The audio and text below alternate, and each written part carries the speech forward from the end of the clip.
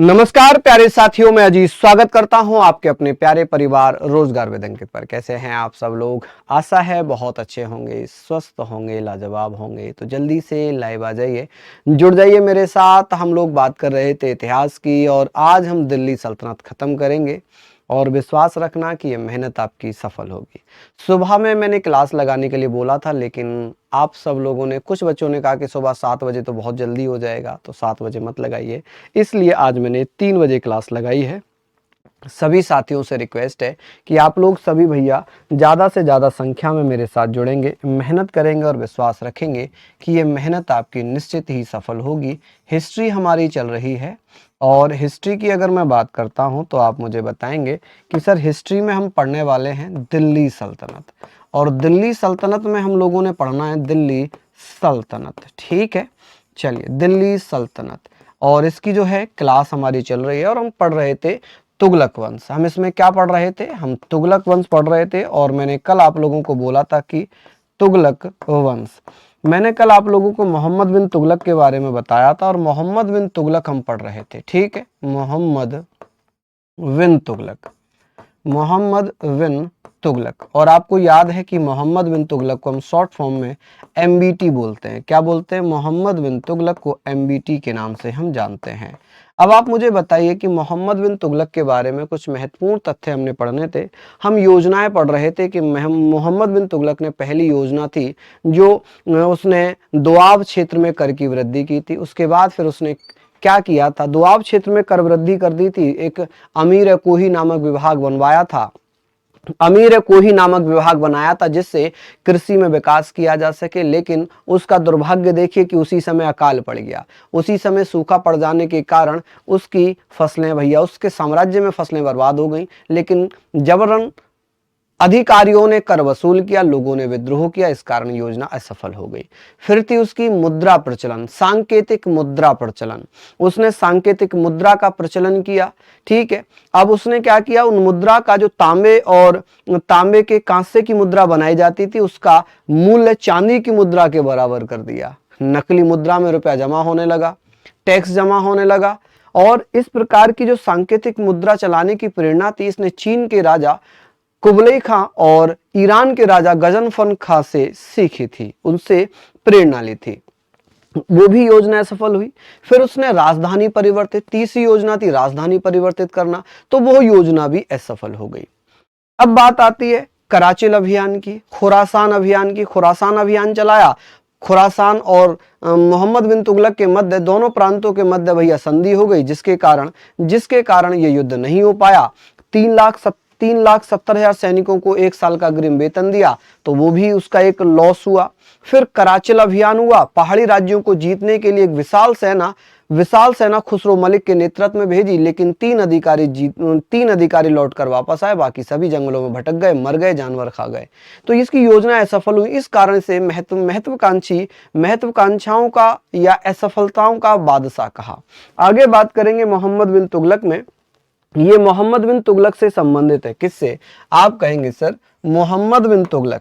यहां पर आप कहेंगे सर किससे संबंधित है? मोहम्मद बिन तुगलक, मोहम्मद बिन तुगलक। आप कहेंगे सर मोहम्मद बिन तुगलक। ठीक है, मोहम्मद बिन तुगलक। यहां पर हम पढ़ेंगे मोहम्मद बिन तुगलक। आप कहेंगे सर जैन विद्वान एवं संत जिन सूरी को दरबार में बुलाकर सम्मान दिया। कि सर ऐसे कौन से जैन विद्वान थे, ऐसे कौन से जैन विद्वान थे? यहां पर हम बात करते हैं कि सर ऐसे कौन से जैन विद्वान थे जिन्हें दरबार में बुलाकर मोहम्मद बिन तुगलक ने सम्मान दिया था? तो जिनसूरी किस धर्म के थे? आप कहेंगे सर जैन धर्म के गुरु थे। जैन धर्म के कौन से गुरु थे जिसे मोहम्मद बिन तुगलक ने अपने दरबार में बुलाकर सम्मानित किया था? तो जैन विद्वान थे जिनका नाम था जिनसूरी को अपने दरबार में बुलाकर सम्मानित करने वाला दिल्ली सल्तनत का शासक था मोहम्मद बिन तुगलक एमबीटी। कौन? मोहम्मद बिन तुगलक एमबीटी। दिल्ली सल्तनत का पहला सुल्तान था जिसने हिंदू त्योहारों को जैसे होली दीपावली में भाग लिया? कि सर ऐसा कौन सा सुल्तान था जिसने हिंदू हिंदू त्योहारों जैसे होली दीपावली में भाग लिया? तो आप कहेंगे सर मोहम्मद बिन तुगलक। मोहम्मद बिन तुगलक ने हिंदू त्योहारों में हिस्सा लिया था, पार्टिसिपेट किया था। जैसे जैसे आप कहेंगे सर होली होती है, दीपावली है, नवरोज है, इस टाइप के जो हिंदू त्योहार थे उनमें हिस्सा लेने वाला दिल्ली सल्तनत का पहला शासक कौन था? मोहम्मद बिन तुगलक, एमबीटी। उसी ने दिल्ली के प्रसिद्ध सूफी संत शेख शिहाबुद्दीन को एक नया पद दिया, दीवान ए मुख्तक। दीवान ए मुख्तक एक उच्च पद होता है दिल्ली में। दिल्ली के एक सूफी संत थे जिनका नाम था शेख शिहाबुद्दीन। शेख शिहाबुद्दीन को दीवान ए मुख्तक नामक पद दिया। बहुत अच्छा क्वेश्चन आएगा, ठीक है, ये अच्छे से आप लोग पढ़ेंगे, यहां तक हम सारी बातें पढ़ेंगे। अब आप मुझे बताइए, मैं मोहम्मद बिन तुगलक से संबंधित कुछ महत्वपूर्ण तथ्यों के बारे में बताऊंगा कि सर नहरों का निर्माता कौन था? मोहम्मद बिन तुगलक। तुगलकाबाद नगर की स्थापना किसने की थी? मोहम्मद बिन तुगलक ने। मोहम्मद बिन तुगलक ने किस सूफी संत को दीवान मुख्तक का पद दिया था? आप कहेंगे सर शेख शिहाबुद्दीन को। किसे? शेख शिहाबुद्दीन को। अब बात आती है कि जैन विद्वान जिनसूरी को अपने दरबार में बुलाकर सम्मानित करने वाला दिल्ली सल्तनत का शासक कौन था? आप कहेंगे मोहम्मद बिन तुगलक।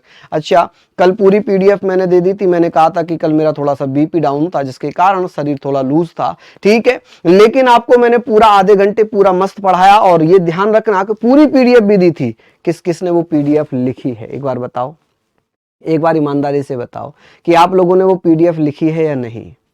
बताइए, लिखी है ना? नहीं लिखी क्या? नहीं लिखी? शैतान हो आप, लिखनी चाहिए थी। अच्छा, मैं ये भी दबाव नहीं दूंगा कि लिखी लो, मैं ये दबाव दूंगा कि उसको रीड कर लो, पढ़ लो। चाहे वो खुद हाथ से लिख कर पढ़ो, चाहे तो उसके प्रिंट आउट निकलवा कर पढ़ो, लेकिन पढ़ो जरूर। बिना पढ़े तो मजा आएगा ही नहीं, बिना पढ़े तो दिक्कत आएगी नहीं, है ना? चलिए लिख लीजिए आप लोग। चलिए बहुत बढ़िया। हम बात करेंगे आगे कि सर शेख मुजुद्दीन को गुजरात का गवर्नर नियुक्त किया। बड़ा अच्छा क्वेश्चन बनता है, ये पूछा गया है कि सर कौन ऐसा दिल्ली सल्तनत का सुल्तान था जिसने सूफी संत शेख मुजुद्दीन को गुजरात का गवर्नर बनाया था? तो वो था मोहम्मद बिन तुगलक। कौन था जी? मोहम्मद बिन तुगलक। आप कहेंगे सर मोहम्मद बिन तुगलक के बारे में बात करेंगे कि मोहम्मद बिन तुगलक ने शेख मुजुद्दीन को गुजरात का गवर्नर नियुक्त किया था। कि गुजरात का गवर्नर किसे नियुक्त किया था? एमबीटी ने।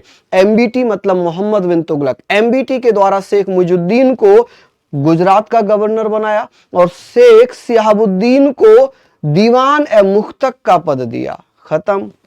आगे अब बात आती है मोहम्मद बिन तुगलक की मृत्यु। एमबीटी, यहां पर किसकी बात हो रही है? एमबीटी के बारे में बात हो रही है। मोहम्मद बिन तुगलक की सर थट्टा सिंध और मुंबई के बीच की एक जगह है। थट्टा के निकट गोडाल पहुंचकर वह गंभीर रूप से बीमार हुआ और थट्टा के निकट ही एक जगह पड़ती है गोयल। गोयल में 20 मार्च 1351 में इसकी मृत्यु हो गई। यानी कि मोहम्मद बिन तुगलक की मृत्यु कब होती है? 1351 में। और एक वदायूनी है। वदायूनी क्या कहता है? वदायूनी इतिहासकार है जो ये कहता है कि जब मोहम्मद बिन तुगलक मरा तो उसने कहा कि प्रजा को राजा से और राजा को प्रजा से मुक्ति मिल गई। प्रजा को राजा से और राजा को प्रजा से, प्रजा को राजा से मुक्ति मिल गई। यानी कि बदायूनी एक इतिहासकार है, ये लिखता है कि अंततः लोगों को उससे लोगों से मुक्ति मिली। ठीक है जी, लोगों को उससे मुक्ति मिली और उसे लोगों से मुक्ति मिली। ये स्टेटमेंट किसका है? तो आप कहेंगे सर ये स्टेटमेंट किसका है? तो आप कहेंगे वदायूनी इतिहासकार है जो अकबर की भी आलोचना करता है। ठीक है, आप कहेंगे सर अंततः लोगों को राजा से, राजा को लोगों से मुक्ति मिल गई। खत्म। कि सर ये बताइए, यहां पर ये स्टेटमेंट भी अच्छा हो जाएगा। ठीक है, ये भी स्टेटमेंट अच्छा हो जाएगा। जहां पर बहुत इंपॉर्टेंट मैं लिख रहा हूं इसका मतलब ये है कि ये प्रश्न आए हुए हैं। चलिए, हमने बात कर ली कि इसकी मृत्यु वदायूनी ने क्या लिखा था कि अंततः लोगों को राजा से, लोगों को उससे और उसे लोगों से मुक्ति मिल गई। कह सकते हैं कि प्रजा को राजा से, राजा को प्रजा से मुक्ति मिल गई। ठीक है, चलिए आगे बात करेंगे इब्न बतूता कि सर इब्न बतूता किसके शासन काल में आया था, कहां का रहने वाला था? देखिए इब्न इब्न बतूता मोरक्को का रहने वाला था। कहाँ का रहने वाला था? मोरक्को का रहने वाला था। इब्न बतूता एक विद्वान अफ्रीकी यात्री था जिसका जन्म 24 फरवरी 1304 ईस्वी में 24 फरवरी 1304 ईस्वी को उत्तर अफ्रीका के मोरक्को प्रांत के प्रसिद्ध नगर तांजियर में हुआ था। किसमें हुआ? तांजियर में हुआ। चलिए समझ गए आप लोग। इब्न बतूता एक विद्वान अफ्रीकी यात्री था जिसका जन्म 24 फरवरी 1304 ईस्वी को उत्तर अफ्रीका के मोरक्को प्रदेश के प्रसिद्ध नगर तांजियर में हुआ। ठीक है। इब्न बतूता 1333 ईस्वी में सुल्तान मोहम्मद बिन तुगलक के राज्यकाल में भारत आया। मोहम्मद बिन तुगलक ने इसे दिल्ली का प्रधान काजी नियुक्त किया। 1342 ईस्वी में सुल्तान के राजदूत के रूप में चीन जाने तक वह इस पद पर बना रहा। ठीक है, वह इस पद पर बना रहा। ठीक है, चलिए बहुत बढ़िया। संजय यादव कह रहे हैं सर आप रामपुर के, नहीं रामपुर मेरा पैतृक जिला है। रामपुर में गांव पड़ता है, ज्वालानगर से जाते हैं तो इधर अगर पंजाब नगर से निकलेंगे तो आगे पड़ेगा और इधर ज्वालानगर होते हुए जाएंगे, नारायणपुर शादी की मंडी होते हुए जाएंगे तब मिश्री नगर पड़ता है। ठीक है, चलिए यहां तक हमने लिख लिया। मनोज जी, बहुत सारे बच्चों ने मना कर दिया था कि सर सुबह 7 बजे मत लगाना, बहुत जल्दी हो जाएगा, इसलिए मैंने सुबह 7 बजे नहीं लगाया था। उनका कहना सही था कि वो इतनी सुबह लाइब्रेरी नहीं पहुंच पाएंगे, इस कारण मैंने सुबह में क्लास नहीं लगाई थी। ठीक है, तो इब्न बतूता कहां का रहने वाला था? आप कहेंगे मोरक्को का। मोरक्को में कहां का? तांजियर का। इब्न बतूता का जन्म कब हुआ था? 1304 ईस्वी में तांजियर में। कहां पर? तांजियर। चलिए अब बात करते हैं इब्न बतूता भारत कब पहुंचा? आप कहेंगे सर इब्न बतूता भारत कब आता है? आप कहेंगे सर 1333 ईस्वी में। 1333 ईस्वी में यहां पर आया। चलिए हमने ये पढ़ लिया कि सर ये सारी चीजें हैं मोहम्मद बिन तुगलक के राज्य में। मोहम्मद बिन तुगलक के राज्यकाल में कौन भारत आता है? आप कहेंगे सर कौन भारत आता है? तो आप कह सकते हैं सर कौन आया था, जल्दी जल्दी से बताइए। इब्न बतूता को मोहम्मद बिन तुगलक ने क्या बनाया था? तो दिल्ली का प्रधान काजी नियुक्त किया था। दिल्ली का प्रधान काजी किसे नियुक्त किया गया था? आप कहेंगे सर दिल्ली का प्रधान काजी, मोहम्मद बिन तुगलक को दिल्ली का प्रधान काजी नियुक्त किया था। किसी को कोई आपत्ति? चलिए 1342 ईस्वी में सुल्तान के राजपूत के रूप में चीन जाने तक वह इस पद पर बना रहा। आप कहेंगे सर 1342 ईस्वी में सुल्तान के राजदूत के रूप में चीन जाने तक वह इस पद पर रहा। यानी कि भारत में कब से कब तक रहा? 1333 से लेकर 1342 तक। 1333 से लेकर 1342 तक इब्न बतूता भारत में रहा और भारत में जब वो चीन जाता है तो वो किसका राजदूत बनकर जाता है? सुल्तान यानी कि मोहम्मद बिन तुगलक का। किसका? मोहम्मद बिन तुगलक का। चलिए हमने पढ़ लिया कि सर इब्न बतूता एक विद्वान अफ्रीकी यात्री था जिसका जन्म 24 फरवरी 1304 ईस्वी को उत्तर अफ्रीका के मोरक्को के प्रसिद्ध नगर तांजियर में हुआ था। इब्न बतूता 1333 में सुल्तान मोहम्मद बिन तुगलक के शासनकाल में भारत आया। मोहम्मद बिन तुगलक ने इसे दिल्ली का प्रधान काजी नियुक्त किया। किसे दिल्ली का प्रधान काजी नियुक्त किया है? आप कहेंगे सर मोहम्मद बिन तुगलक ने इब्न बतूता को दिल्ली का प्रधान काजी नियुक्त कर दिया था। ठीक है जी, चलिए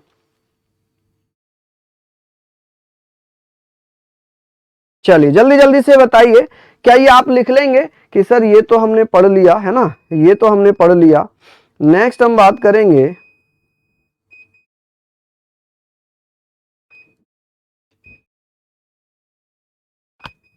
चलिए हमने पढ़ा कि सर इब्न बतूता कहां से आया था? तांजियर मोरक्को से आया था। ठीक है, चलिए बढ़िया, जल्दी से लगाइए, यहां तक कोई दिक्कत?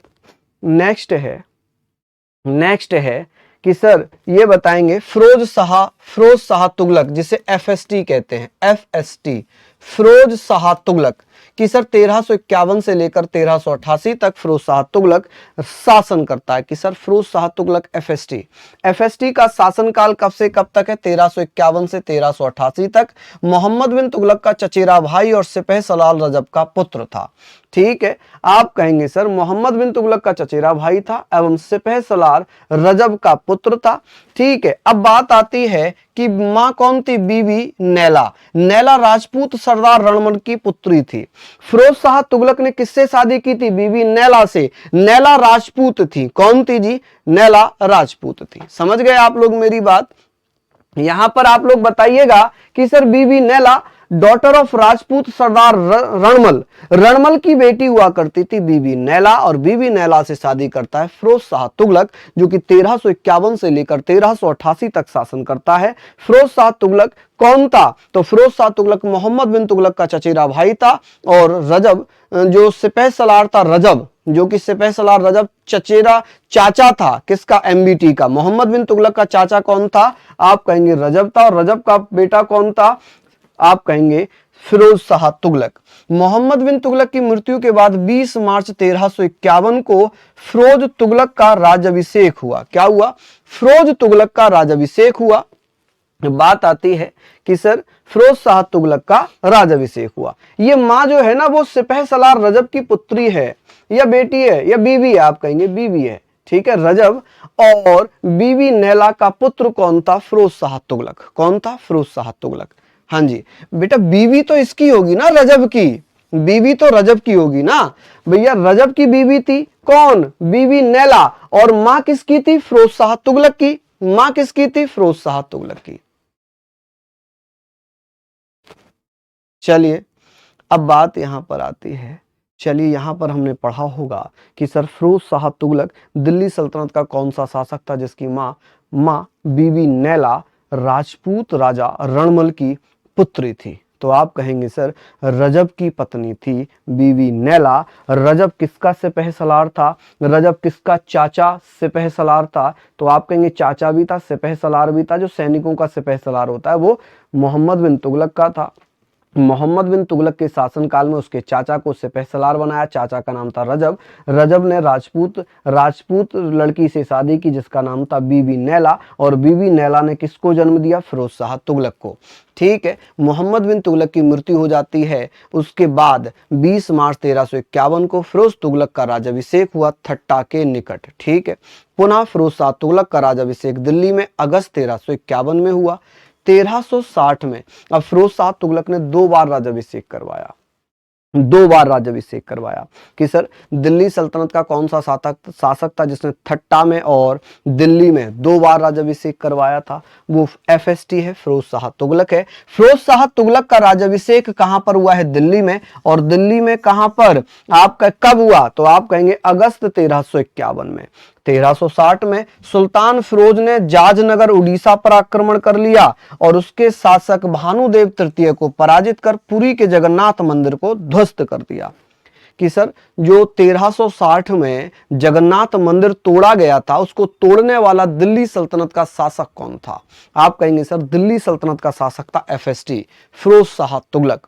फिरोज शाह तुगलक ने 1360 में जाजनगर पर हमला किया, जाजनगर पर आक्रमण किया, और इस समय यहाँ के राजा हुआ करते थे भानुदेव तृतीय। भानुदेव तृतीय को पराजित किया, पुरी पर अपना कब्जा किया, और पुरी पर जो जगन्नाथ मंदिर है उसको ध्वस्त कर दिया, उसको तोड़ दिया। क्या कर दिया जी? उसको तोड़ दिया। फिर से रिवाइज करें, आप मेरे साथ रिवाइज करिए, मेरी तरफ देखकर, आंखों में आंखें डालकर। आंखों में आंखें डालना सीख ले हैं। चलिए हम बात कर रहे हैं, ऐसे रिवीजन थोड़ा अच्छा हो जाएगा, ऐसे रिवीजन थोड़ा अच्छा हो जाएगा। हम बात कर रहे हैं कि सर यहां पर आप मुझे बताइए, यहां पर आप मुझे बताइएगा कि सर फिरोज शाह तुगलक का शासनकाल कब से कब तक है? कॉपी में मत देखना। फिरोज शाह तुगलक का शासनकाल है 1351 से 1388 तक।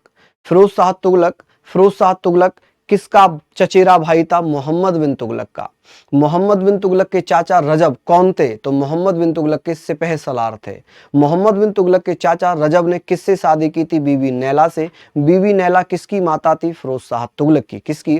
फिरोज शाह तुगलक की। बीबी नैला के पिता का नाम क्या था? राजपूत सरदार थे रणमल।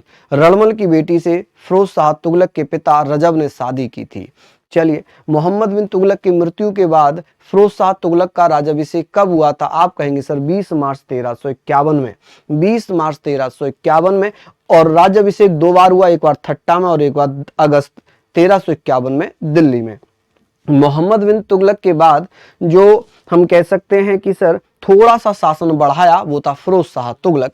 फिरोज शाह तुगलक ने 1360 में जाजनगर पर हमला कर दिया। जाजनगर उड़ीसा में पड़ता है। हमला करने के बाद वहां के राजा भानुदेव तृतीय को पराजित किया, और जब भानुदेव तृतीय पराजित हो गए, तो पुरी में जो जगन्नाथ मंदिर था, जो हिंदुओं की शान था, हिंदुओं की एक धरोहर था, उसको तोड़ दिया, ठीक है, नष्ट कर दिया। चलिए आगे बात करते हैं फिरोज शाह तुगलक की राज व्यवस्था कैसी थी। राज व्यवस्था, रेवेन्यू सिस्टम की बात करें, राजस्व व्यवस्था की बात करें, राजस्व व्यवस्था के अंतर्गत फिरोज शाह तुगलक कह लें, अपने शासन काल में 24 कष्टदायक कर हटा दिए। फिरोज शाह तुगलक ने कहा कि जो छोटे छोटे कर लगाए जा रहे हैं ना, हटाओ, इन्हें सब हटाओ, बड़े बड़े कर लेंगे। तो इसने क्या किया, 4 कर रहने दिए। 24 करों को हटाकर इसने केवल 4 कर रहने दिए। एक नया कर लगा दिया, सिंचाई कर, जिसे सर्व कहा गया। आप कहेंगे सर, राजस्व व्यवस्था के अंतर्गत फिरोज शाह तुगलक ने 24 कष्टदायक करों को हटा दिया जो इससे पहले के सुल्तानों के द्वारा लिए जाते थे। फिरोज शाह तुगलक जब राजा बना तो इसने 4 कर लगाए। एक था भैया खराज, लगान, जो राजस्व से लिया जाता था, लगान। खुम्स, जो लूट का माल होता था, लूट में जो सैनिक लूटपाट करते थे उसमें हिस्सा लेता था। जजिया, जो धार्मिक कर था, गैर मुसलमानों से लिया जाता था। जकात, ये भी धार्मिक कर था, ये उन लोगों से लिया जाता था जो अमीर होते थे, और उनको दिया जाता था जो गरीब होते थे, ठीक है। जजिया कर ब्राह्मणों पर भी लागू कर दिया इसने। किस पर? आप कहेंगे सर ब्राह्मणों पर लागू किया, ब्राह्मणों पर भी लागू कर दिया। किस पर? आप कहेंगे सर ब्राह्मणों पर भी लागू कर दिया, पर लागू कर दिया, कर दिया। आप कहेंगे सर ब्राह्मणों पर लागू कर दिया, ठीक है। सिंचाई कर है, एक नया सिंचाई कर सर्व लगाया जिससे कि कृषि को उन्नति मिले, कृषि को अच्छा किया जा सके, कृषि को अच्छा किया जा सके, ठीक है। कृषि को अच्छा करने के लिए एक नया कर लगाया, सर्व कर, यानी कि जो अपनी फसलों को सिंचाई करेंगे वो सर्व कर देंगे, ठीक है। ये नया कर लगा दिया। ब्राह्मणों पर जजिया कर, देखिए यहां पर मैंने लिख भी दिया था, कोई बात नहीं, लिखा है ब्राह्मणों पर जजिया कर लागू किया। कि ब्राह्मणों पर जजिया कर लागू करने वाला दिल्ली सल्तनत का सुल्तान कौन था? आप कहेंगे सर कौन था, कौन था जी? तो आप कहेंगे फिरोज शाह तुगलक। गैर मुसलमानों से लिया जाता था।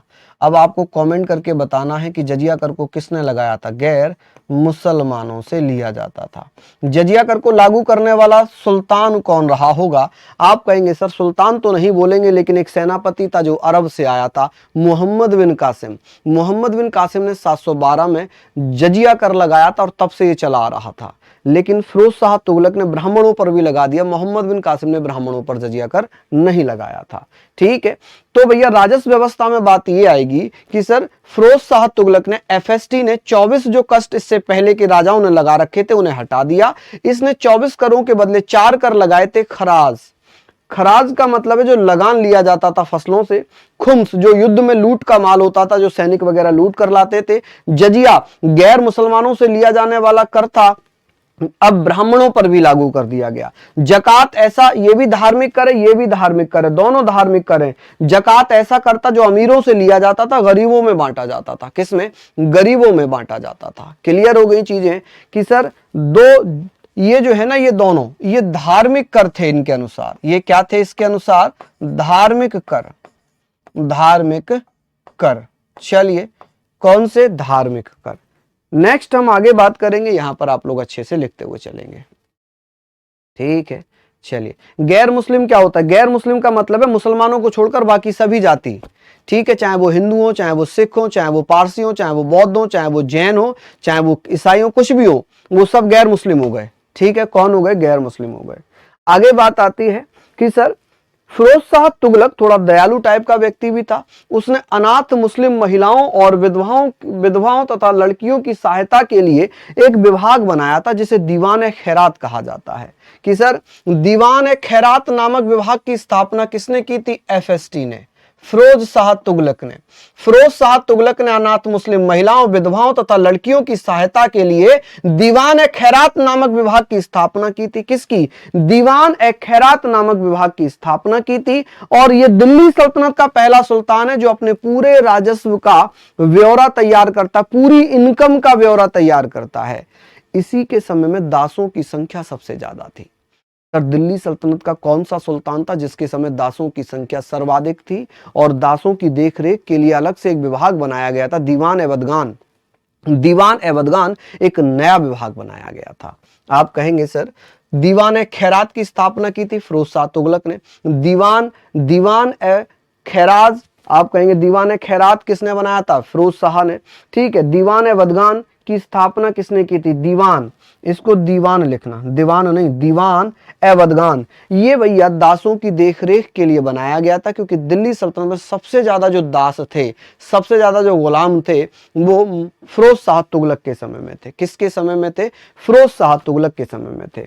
सबसे अधिक दासों की संख्या फिरोज शाह तुगलक के समय में थी, जिनकी देखभाल के लिए दीवान ए बदगान की स्थापना की गई है। दिल्ली सल्तनत का प्रथम सुल्तान जिसने अपनी राज्य का ब्यौरा तैयार किया था, अनाथ मुस्लिम महिलाओं, विधवाओं एवं लड़कियों की सहायता के लिए दीवान, ये दीवान होगा, ठीक है, दीवान ए खैरात नामक नए विभाग की स्थापना की। चलिए जल्दी से बताइए, केवल हाँ मुसलमानों के लिए, केवल मुस्लिमों के लिए। चलिए हमने ये सारी बातें कर ली कि दिल्ली सल्तनत का ब्यौरा तैयार करने वाला पहला सुल्तान कौन था। आप कहेंगे सर FST, मोहम्मद बिन तुगलक। कौन था जी? मोहम्मद बिन तुगलक। खत्म कहानी यहां तक, मोहम्मद बिन तुगलक। चलिए ये सारे पॉइंट हमने यहां पर लिख लिए।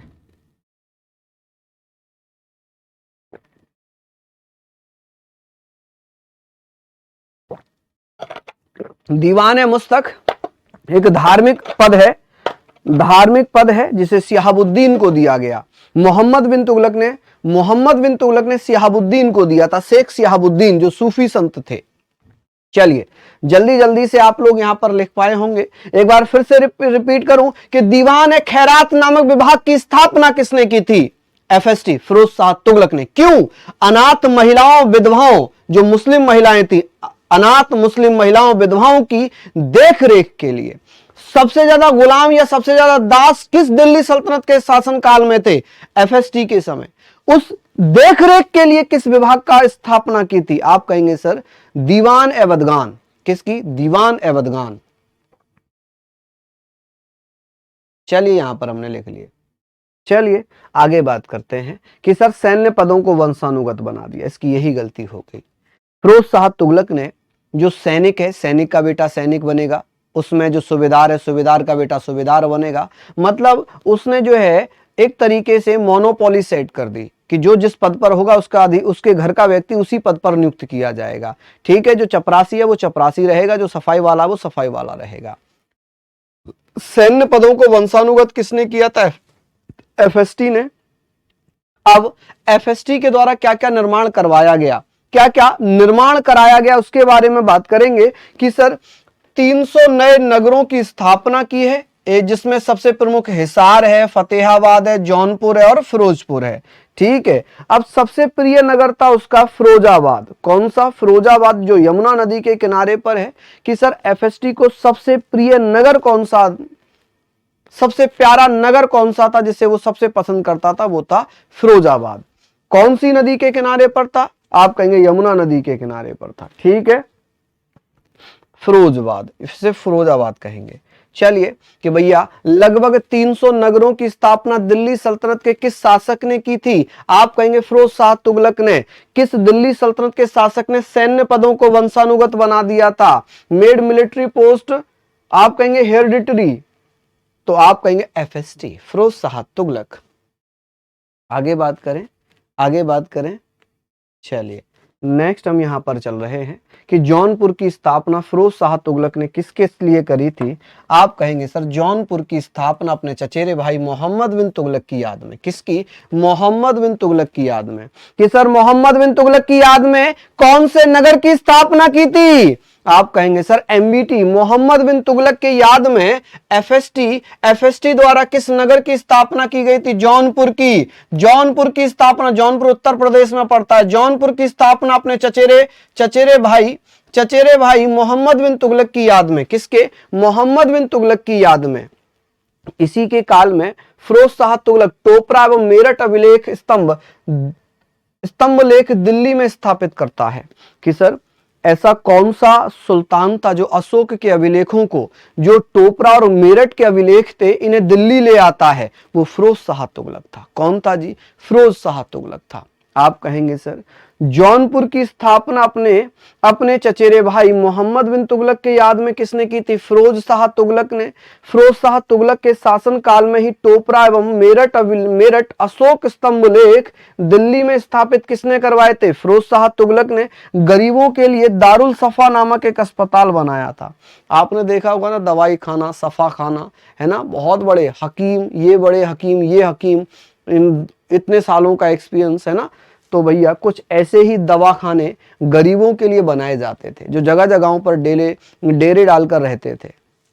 आज की डेट में तो ये भैया पता नहीं क्या ही इनमें होता है, इलीगल काम कह सकते हैं, कुछ भी हो सकता है ना, क्योंकि कभी मरीज तो देखे नहीं होंगे आपने देखा होगा ना कि जड़ी बूटियों की वो छोटी छोटी शीशियां रखी रहती हैं, टेंट लगा रहता है, उसमें ना के बराबर तो मरीज आते हैं, ना के बराबर तो उसमें मरीज आते हैं। तो ये सारी चीजें आपने पढ़ ली होंगी कि भैया यहाँ पर हमने पढ़ना है कि गरीबों के लिए दारुल सफा नामक अस्पताल की स्थापना किसने की थी? गरीबों के लिए भैया दारुल सफा नामक अस्पताल किसने बनवाया था? फिरोज शाह तुगलक ने। गुलामों के लिए एक नया विभाग दीवान बदगान किसने बनवाया था? फिरोज शाह तुगलक ने। कि सर महिलाओं और अन्य विधवाओं लड़कियों के लिए एक नया विभाग था जिसे दीवान खैरात कहते हैं, किसने बनवाया था? फिरोज शाह तुगलक ने।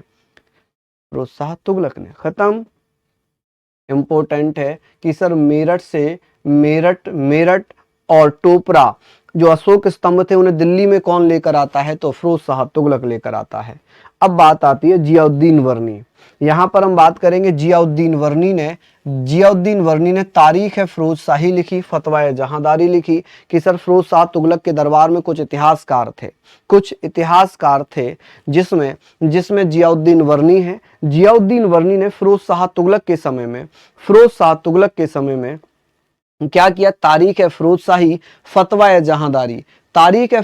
फतवा जहांदारी नामक क्या किया था भैया? आप कहेंगे सर जियाउद्दीन वर्नी द्वारा तारीख है फिरोज शाही फतवा जहांदारी नामक किताबों की रचना की।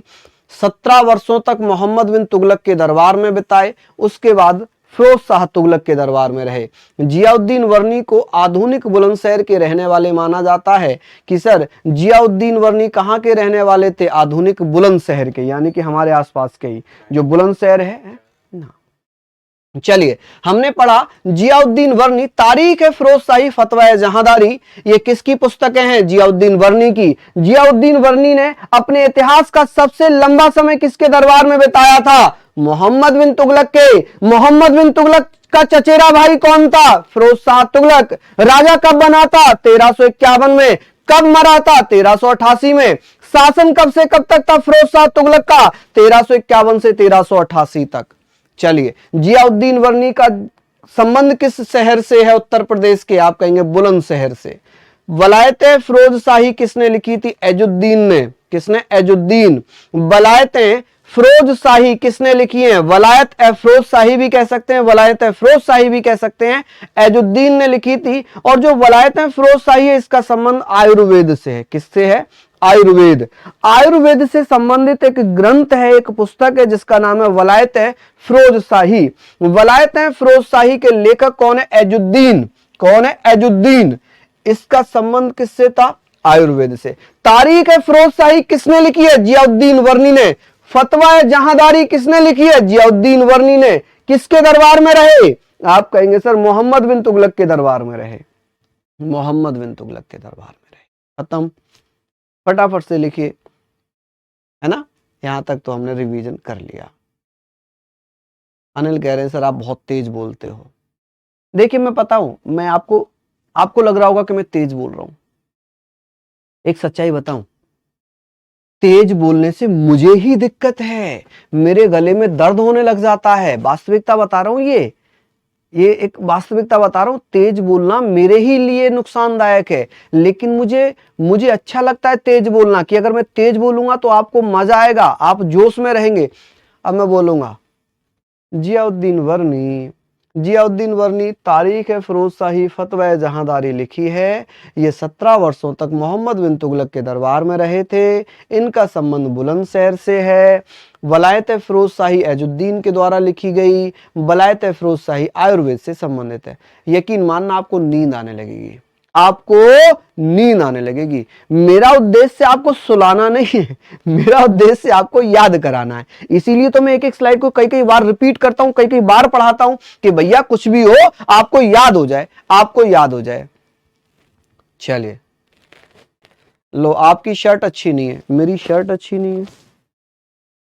ए बाबू, ये क्वेश्चन ना पूछो जाएगो कि जाकी शर्ट अच्छी ना आई, ये कतई ना पूछो जाएगो लल्ला। क्वेश्चन जो आएगो कि वलायत फिरोज शाही किसने लिखी थी? एजुद्दीन ने। ठीक है, समझ गए, समझ गए। चलिए, ये क्वेश्चन थोड़ी आएगा कि अजीत सर ने जो शर्ट पहनी थी उसका कलर अच्छा नहीं था, है ना, अजीत सर जो थे वो अच्छे नहीं लग रहे थे, अजीत सर रंग काला था, गोरा था, ये सब नहीं आता। ये क्वेश्चन आता है वलायत फिरोज शाही के लेखक कौन है, इसका संबंध किससे है। ठीक है, ये सारी चीजें हैं, सारी बेहतरीन चीजें हैं, हम लोग इसको अच्छे से पढ़ेंगे।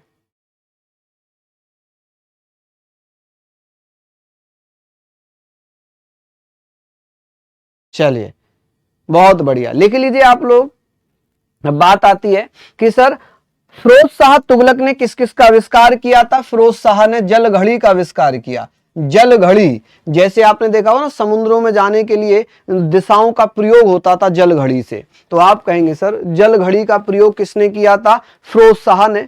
फिरोज शाह ने जो सिक्के चलाए थे वो तांबे और चांदी के होते थे, तांबे और चांदी के मिश्रण से बनते थे, जिसे अद और विख कहा जाता था। कि सर तांबा और चांदी, आप कहेंगे सर चांदी और तांबे के मिश्रण से जो सिक्के बनाए जाते थे उन्हें अद और विख कहा जाता था। अद और विख नामक सिक्के जो तांबे और चांदी के मिश्रण से बनते थे, इसका प्रचलन एफएसटी ने किया था, फिरोज शाह तुगलक ने किया था। किसने? फिरोज शाह तुगलक ने किया था। समझ में आया कि फिरोज शाह तुगलक के द्वारा चांदी और तांबे के जो सिक्के चलाए थे इनका नाम क्या था? आप कहेंगे सर अद और विख, अद और विख। नेक्स्ट, नया सिक्का चलाया था संसगानी। संसगानी सिक्का किसके द्वारा चलाया गया था? संसगानी सिक्का चलाया था फिरोज शाह तुगलक ने। फिरोज शाह तुगलक, फिरोज शाह तुगलक के द्वारा संसगानी नामक एक नया सिक्का चलाया। ठीक है, स्वयं को खलीफा का नायब कहा। बहुत बढ़िया, कि सर स्वयं को खलीफा का नायब किसने कहा था? एफएसटी ने, फिरोज शाह तुगलक ने। क्योंकि सारी चीजें हम फिरोज शाह तुगलक के बारे में बात कर रहे हैं अभी, तो फिरोज शाह तुगलक के बारे में हम बात कर रहे हैं। चलिए, बहुत बढ़िया, चलिए लिख लीजिए आपको यहां पर, है ना। आगे बात कर रहे हैं कि सर स्वयं को खलीफा का नायब किसने कहा था? तो स्वयं को खलीफा का नायब किसने कहा था? तो आप कहेंगे सर कॉल्ड हिमसेल्फ द नायब ऑफ खलीफा, कि अपने आप को नायब, नायब मतलब उसका योग्य सेनाधिकारी। ठीक है, नायब, नायाबदार कहते थे ना, नायब कहते थे जो उसका योग्य अधिकारी होता था। सिक्कों पर खलीफा का नाम किसने लिखवाया था? आप कहेंगे सर सिक्कों पर खलीफा का नाम किसने लिखवाया था?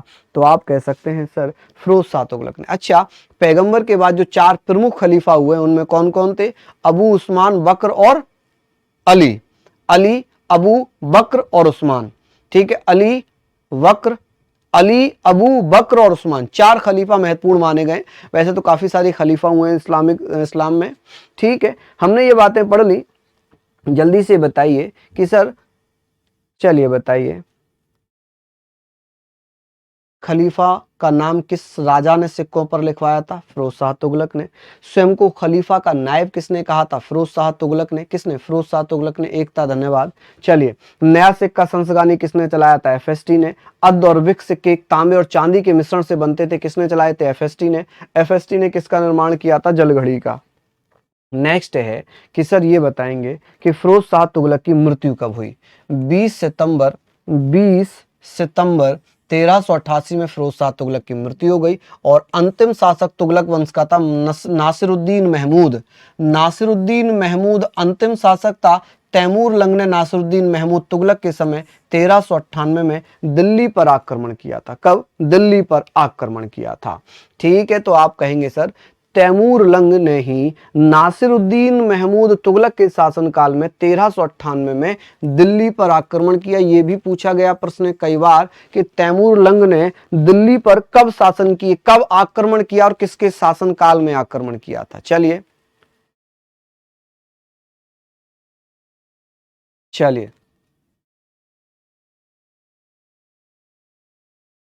लिख लीजिए, इसको हमने लिख लिया होगा। चलिए सर, ये पुरानी नोट्स में क्यों नहीं मिलता? भैया बहुत सारी चीज़ें अपडेट करनी पड़ती हैं ना, जैसे जैसे बहुत सारी चीज़ें एग्जाम में आती हैं। अब पहले टीसीएस एग्जाम करा रहा है, अब इक्विडिटी करा रहा है, तो हम उसी के आधार पर तो कराएंगे। इडिक्विटी करा रहा है ना, तो इडिक्विटी के आधार पर ही हम भैया कराएंगे। ठीक है, चलिए लिख लीजिए कि सर एफएसटी की मृत्यु 20 सितंबर 1388 में हो गई थी। तुगलक वंश का अंतिम शासक नासिरुद्दीन महमूद था। ठीक है, नासिरुद्दीन महमूद का पूरा नाम नासिरुद्दीन महमूद तुगलक है। तैमूर लंग ने नासिरुद्दीन महमूद तुगलक के समय 1398 में दिल्ली पर आक्रमण किया था। अब बात आती है सैयद वंश की। सैयद वंश, अब आप कहेंगे सर सैयद वंश 1414 से 1451 है। खिज्र खां 1414 से 1421 तक रहा है। खिज्र खां ने अपने आप को रैयत आला की उपाधि दी थी और ये तैमूर लंग का सेनापति था।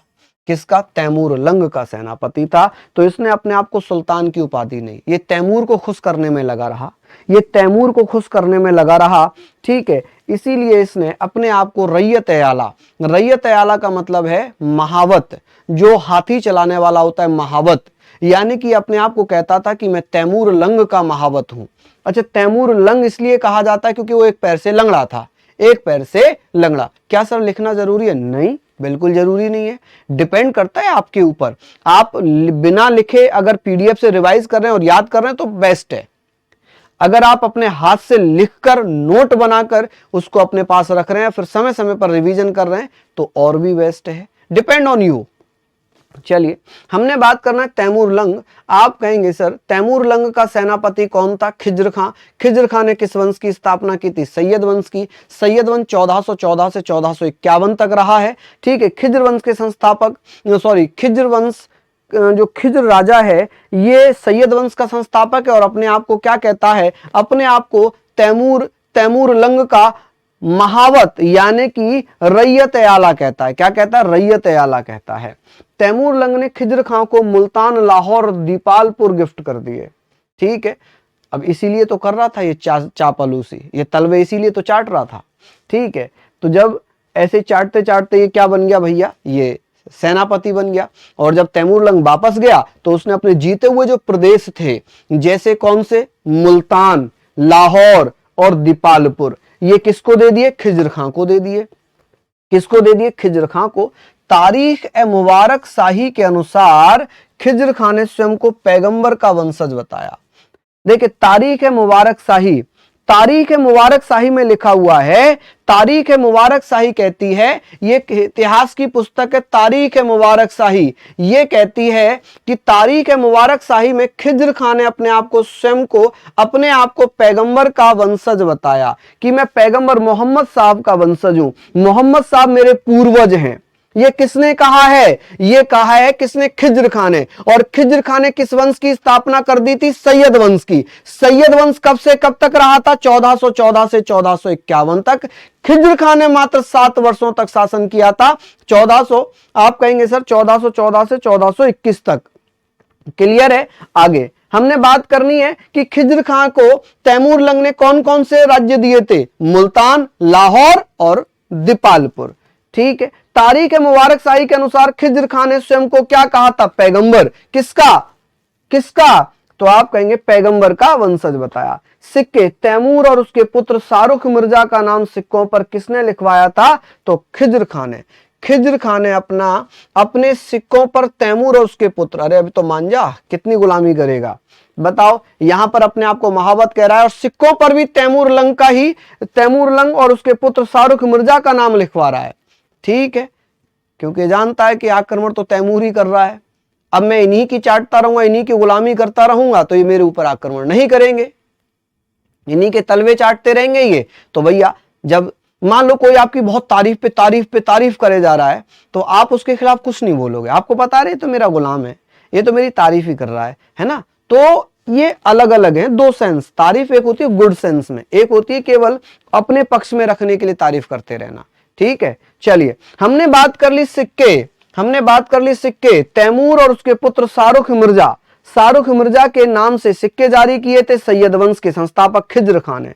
ठीक है, तारीख मुबारक शाही में खिज्र खान ने पैगंबर का वंशज बताया था। चलिए मुबारक शाह, खिज्र खान के बाद राजा बना मुबारक शाह। ये 1421 से 1434 तक रहता है। इसने शाह की उपाधि धारण की थी। इसका संरक्षक कौन था? याहिया बिन अहमद सरहिंदी। याहिया बिन अहमद सरहिंदी को संरक्षण किसने दिया था? इतिहासकार याहिया बिन अहमद सरहिंदी को अपना संरक्षण देने वाला सुल्तान था मुबारक शाह। मुबारक शाह का एक इतिहासकार है याहिया बिन अहमद सरहिंदी, जिसने तारीख ए मुबारक शाही लिखी। क्या लिखी? तारीख ए मुबारक शाही लिखी। मुबारकाबाद नगर की स्थापना किसने की थी? मुबारक शाह ने की थी। इसका उत्तराधिकारी था मोहम्मद शाह। मोहम्मद शाह 1434 से 1445 तक राजा रहा और इस वंश का अंतिम राजा था अलाउद्दीन आलम शाह। कौन? अलाउद्दीन आलम शाह। यहां पर हम पढ़ेंगे 1445 से 1451 तक। 1445 से 1451 तक खत्म है कहानी। ठीक है, ये सारी चीजें हमने पढ़ ली यहां पर कि सर सैयद वंश में हमें इतना ही पढ़ना है और लोदी वंश हमें और भी छोटा पढ़ना है।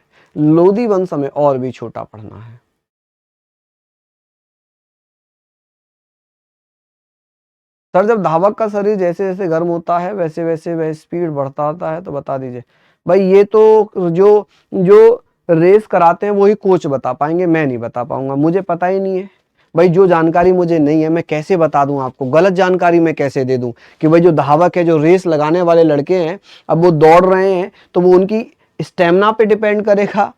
ठीक है, अब मैं बहुत तेज दौड़ रहा हूं, मेरा शरीर गर्म हुआ मान लो, तो मेरे अंदर स्टेमिना है ही नहीं, तो मैं भाग ही नहीं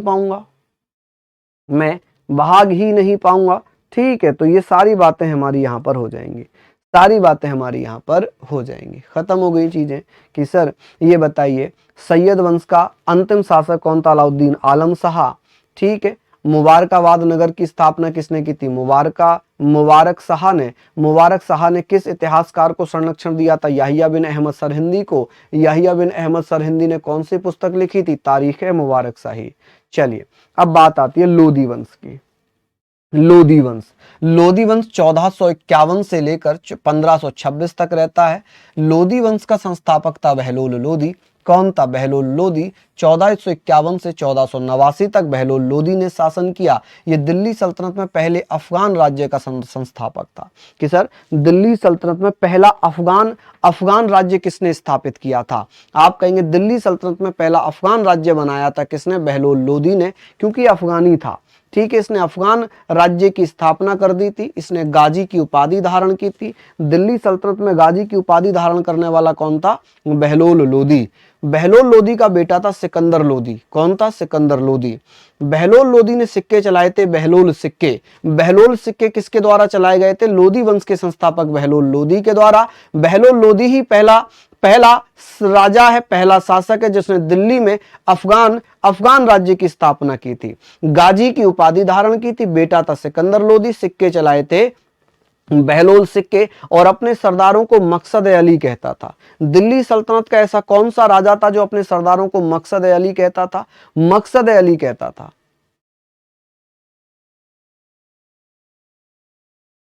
सर ऐसा लग रहा है कुछ पढ़ा हो।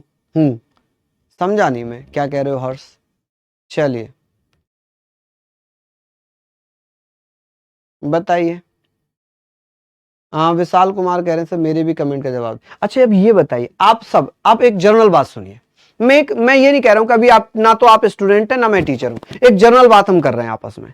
अब ये बताओ अगर मैं यहां पर बोलकर देखकर पढ़ा रहा हूं, बोलकर बोल रहा हूं और आपका कमेंट उस बीच में आ रहा है और मैं ऐसे घूम गया, वो कमेंट तो ऊपर चला गया, मुझे तो दिखा नहीं।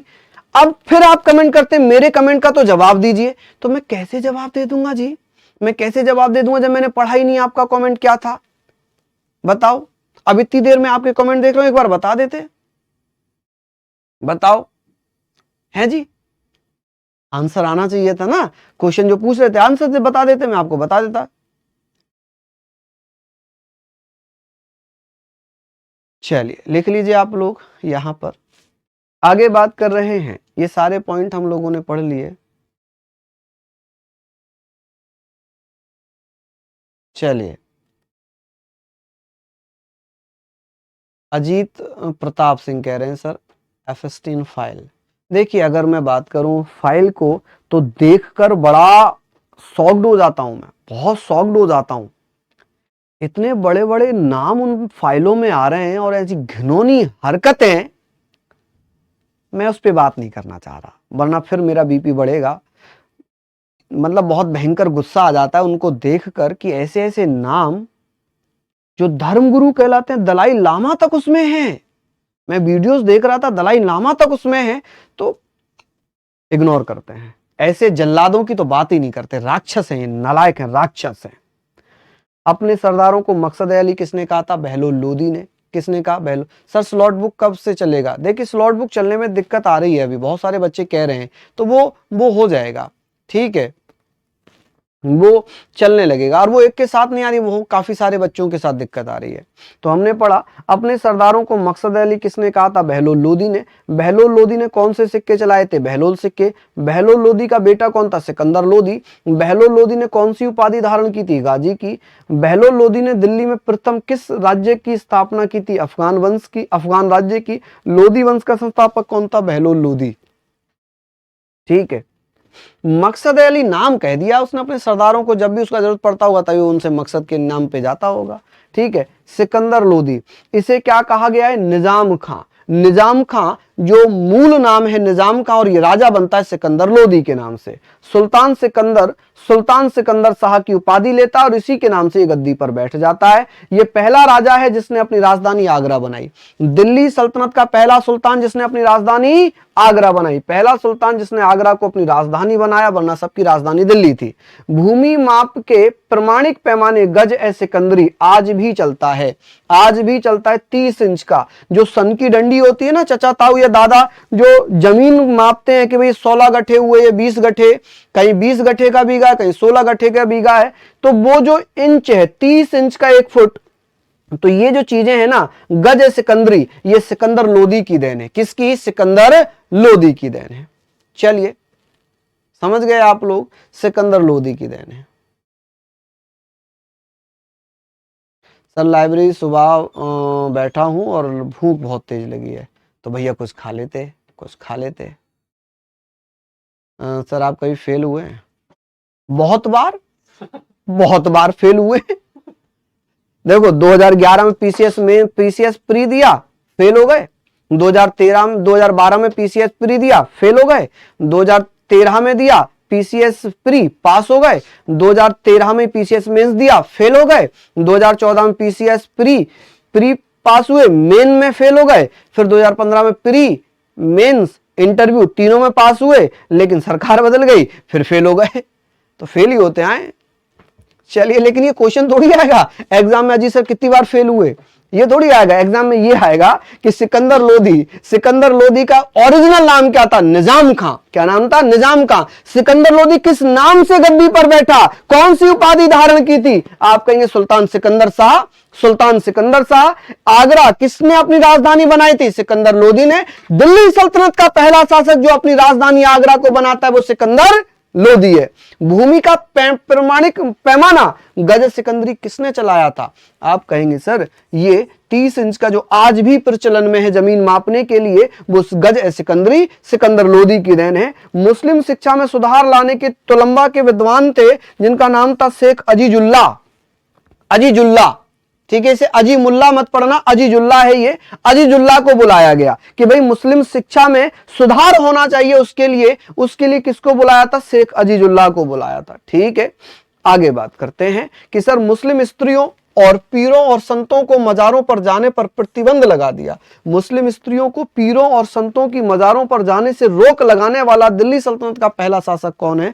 सिकंदर लोदी। कौन है जी? सिकंदर लोदी। हाँ जी, मोनिका कह रही है सर हमें लगा केवल हम ही फेल होते हैं। देखिए, फेल होने वाला आगे चलकर बहुत बड़ा एग्जाम्पल बनता है, समझ रहे हैं आप। मान लो अगर हम वहां फेल ना हुए होते, हम पीसीएस बन गए होते, कहीं एसडीएम बेसडीएम होते, तो क्या हम आपको पढ़ा रहे होते? क्या ये सौभाग्य हमें मिल रहा होता कि हम आपको पढ़ा रहे होते? नहीं पढ़ा रहे होते। हम वहीं किसी अपने ऑफिस में, रजिस्ट्रार ऑफिस में पड़े होते, किसी कोने में, एक गाड़ी मिल जाती, एक ड्राइवर मिल जाता, जिंदगी वहीं खत्म हो जाती है ना। कोई नहीं जान पाता। अब आप लोग पहचान रहे हो, आप लोग जान रहे हो, आप लोग प्यार दे रहे हो, आप लोगों के लिए हम मेहनत कर रहे हैं। ठीक है, चलिए लिख लीजिए। आप लोग कहेंगे कि मुस्लिम स्त्रियों को पीरों और संतों के मजारों पर जाने से प्रतिबंध लगा दिया। आगरा की स्थापना 1504 में कर दी और आगरा को अपनी राजधानी 1507 में बना लिया। 1507 में राजधानी बना लिया। ठीक है। गुलरुखी के नाम से फारसी में कविताएं भी सिकंदर लोदी लिखता था। लज्जत ए सिकंदर शाही नामक ग्रंथ की रचना भी सिकंदर लोदी ने की थी। लज्जत ए सिकंदर शाही की रचना किसने की थी? सिकंदर लोदी ने। गुलरुखी के नाम से फारसी में कविताएं कौन लिखता था? सिकंदर लोदी। संस्कृत के आयुर्वेद ग्रंथ का फारसी में फरंगे के नाम से अनुवाद किसने किया था? कि सर आयुर्वेद ग्रंथ था, जिसे आयुर्वेद ग्रंथ का फारसी में अनुवाद फरंगे के नाम से किसने किया था? सिकंदर लोदी ने। ताजिया पर प्रतिबंध लगाया। ताजिया जानते हैं? आज की डेट में ताजिया निकाले जाते हैं, बड़े लंबे लंबे ऊंचे ऊंचे, मुहर्रम वगैरह पर आपने देखे होंगे, बहुत ऊंचे ऊंचे मीनार की तरह ताजिया निकाले जाते हैं। कंपटीशन होता है कि किस रैली में कितना ऊंचा ताजिया होगा। लेकिन अब सरकार ने रोक लगा दी है कि 12 फीट, शायद 14 फीट या 12 फीट से ऊपर ताजिया नहीं निकाला जाएगा, क्योंकि बिजलियों के तारों से वो टकरा जाते हैं, चोट लगती है ना, मर जाते हैं लोग।